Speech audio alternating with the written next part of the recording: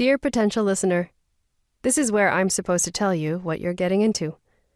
What you're getting into is an anthology about women in and on food. That means women who work in or around food in some capacity, and what they think about that, and what they think about what you expect them to think about that. Because when you think about women in the food world, you probably have some ideas about who or what you're going to find. Women have a long history in the kitchen and of writing about such matters. But how much freedom have we had in that? And how much freedom have we had in how it's been parsed and packaged? What does it say about us that a woman who speaks the truth of her experience should be dismissed for telling more than the world feels comfortable with hearing? Joyce Maynard asked in September 2018 in her essay for the New York Times book review.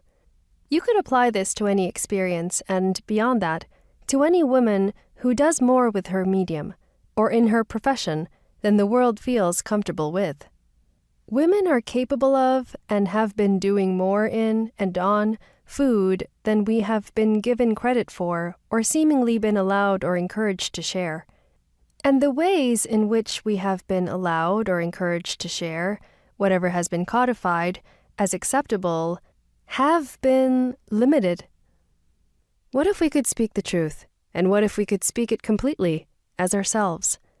What if we could be analytical, furious, funny, serious, sad, harsh, silly, challenging, old-fashioned, avant-garde, creative, macho, pensive, unforgiving, unforgivable, opinionated, neutral, just plain weird, or all of the above? What if we could revisit some of the accepted tropes, take another different look?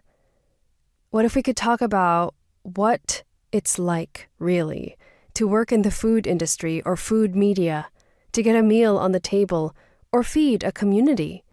And what if we could write about that without having to match the format of or adhere to a particular genre or style? Whose stories would we tell? How would we choose to tell them? These are the questions I asked myself and the upwards of 100 women I recruited to contribute to this book. Together, we've answered them in all kinds of ways. I told you this was an anthology. You probably have ideas about that too. I did. I tend to think of anthologies as academic or boring, as back-to-back essays. Sometimes that's exactly what you want, and the good news is you have lots of options. But anthologies can be more than that, and they can offer readers and listeners a more varied experience. Maybe you're in the mood for an essay, or maybe you just like a quick laugh, or maybe you want something a little more intimate and conversational.